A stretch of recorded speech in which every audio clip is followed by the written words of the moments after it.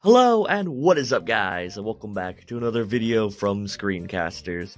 And today I'm finally going to be doing my Pendulum Magician deck profile for Link format. It's going to be pretty fun, or Link era really, but it's a really good deck. I still think it's one of the better decks out this format.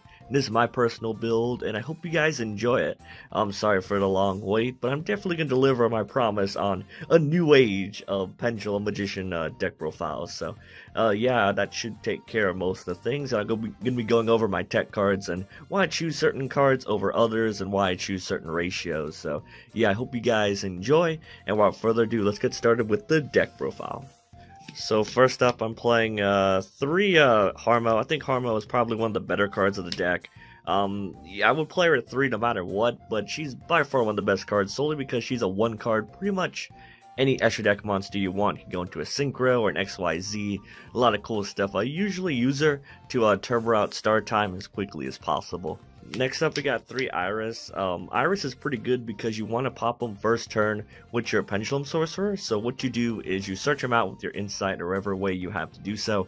You Pendulum Summon your Sorcerer, pop him, and then search out your Trap Graph and your Joker, which is actually a really good opening play. Because the Trap Graph is one of your best cards of your deck, and it helps establish some early control early game. But he's usually going to be the one that's in your high scale most of the time. We're also doing 3 Purple Poison, one of my favorite cards of the deck. He's really good. He helps out pretty much any Floodgate monster or any Floodgate in the game. As long as your opponent has a face-up attack position monster, you ram him into it and then he blows himself up and you get to blow up a card on the field, which is really important to get rid of, Vanity's Fiend or Jowgen or, Anti-Spell Fragrance, Imperial Order. He's basically your Floodgate popper, which is really good. Also, a lot of people aren't very smart and they try to strike Purple Poison, which, if you don't know how it works, you use Purple Poison, ram him into a monster, and then he blows himself up, and then you get to blow up a face-up card, right? So when he goes to the extra deck, you get to pop a card. If they strike that, he goes to the graveyard, and his effect activates again, so you still get to pop the same card in a different chain, which I think is amazing. So a cool, little neat interaction you guys should know about. And last of the 3 Magicians, I play 3 Wisdom Eye. Wisdom Eye is really good. Because this card exists, you will never have a problem with lopsided scales. I never had a problem with lopsided scales. It's easily searchable, really good card, and probably one of the most utility-wise, one of the best cards of the deck. So that's it for the 3 Magicians. Next up, we got the smaller ratios. We got 2 Black Fang and 1 White Wing.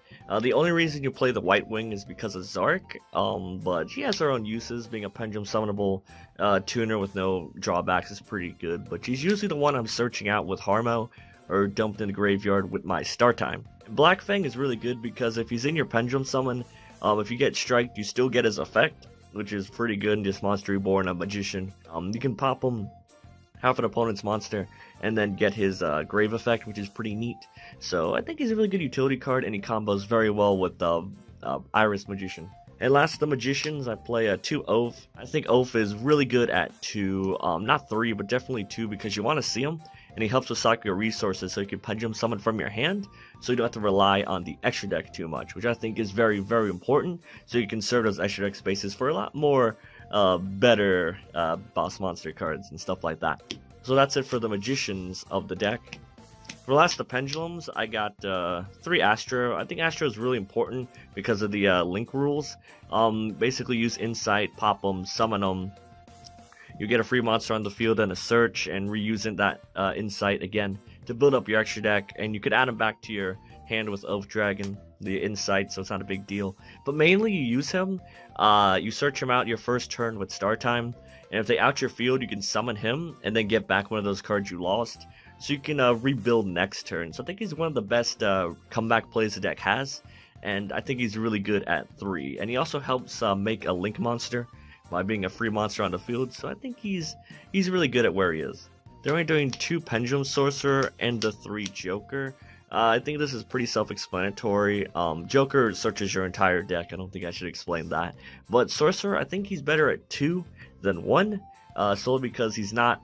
You don't mind seeing him going first. Like, you don't mind seeing multiples. Usually what you're using him there for is to pop your Magicians on your turn when you're going first, to set up their effects, and then you search out Joker and get a search or something like that if you did not use your normal summon. And last of the Pendulum monsters, I'm playing one Archfiend. I really like Archfiend. I was really debating what the last card of the main deck would be because it got 39 cards, and I didn't want to use that slot for an upstart, right? So I thought, let's put a utility card. I was deciding between Pot of Desires or Archfiend. I feel like Archfiend is a little bit better, solely because you can use her to bait out back row, and even though Desires is debatably the better top deck, you don't really need that top deck if you're winning, and if you're losing, that's usually because they striked you or buried you. So using Archfiend to, you know, bait that stuff out early is pretty damn good. So that's it for the Pendulum monsters of the deck. Next up, we got 3 Gofu. Gofu self-explanatory. He's your link maker. One thing I do want to point out is this deck doesn't need link monsters because you don't have to Pendulum summon for the extra deck. You can get away very easily with just by Pendulum summoning from your hand and using those monsters for extra deck monsters, but Gofu is really good because of the combos you can do with them. The first combo is you summon your Gofu, you get your 2 tokens, right? And to use one of those tokens for your Link Spider, you put the Link Spider in your extra deck zone, and then you sack Gofu and the second token for your Proxy Dragon into the zone that he points towards. So instead of going to Decode Talker by sacking all 3 of your tokens, 2 of your tokens in Gofu, you can instead go into Spider and Proxy will open up 2 extra deck zones, just like a Gofu does. And the best part about this combo is Link Spider doesn't have an arrow going on the top of its head like Decode does, so you're not giving your opponent a free extra deck zone. So I think that's pretty good for a 1-card combo. And of course, you can just sack Gofu and his 2 tokens for Decode Talker regardless. But yeah, you play 3 because you need 3. Either play 3 of them or don't play them at all. I hope he doesn't get hit on the ban list whenever the hell that drops, but 3 mandatory. Then last, the main deck monsters, we got a Maxi and a 2 Ghost Ogre. The only reason I play these is because this deck does very, very well going first. However, going second, you have to break your opponent's board, and basically reducing how strong that board is with these hand traps is very good. I was just going to play the 2 Ghost Ogre and sack the Maxi, but Maxi comes in clutch so often, I feel like it's mandatory to play. I mean, it's a good hand trap, why not? So that's it for the main deck monsters. On for the spells and traps. So, kind of self-explanatory, you need 3 Duelist Alliance. It searches your entire deck. It searches your high scale with Iris. It searches your low scale with Sorcerer. It searches your spell graph. It searches your trap graph. It searches Pendulum Call. It's an overall amazing card and mandatory at 3 for this build. Also, I'm doing 2 Pendulum Call and the 1 Star Graph. A lot of people only play 1 Pendulum Call. I understand why. However, I feel 2 is a little bit better right now because there are so many times where I'm top decking and I'm pretty much losing and Pendulum Call comes up, and as long as I have at least 1 card in my hand, I can set up my scales and do some really cool stuff. For example, if my Harmow's in my extra deck, I can discard a card, search out my Oath Dragon, and whatever high skill I need, use Oath to add back that Harmow. Then I'll get a free extra deck play. I can just summon that Harmow from my hand, and then go into start time, search Joker, and then blah blah blah. But yeah, I feel like Pendulum Call is really, really good, and it's a really good comeback play for the deck. Then we got the final cards of the deck. We got 2 Trap Graph. I really like this card. You play 2 because usually they get rid of the first one.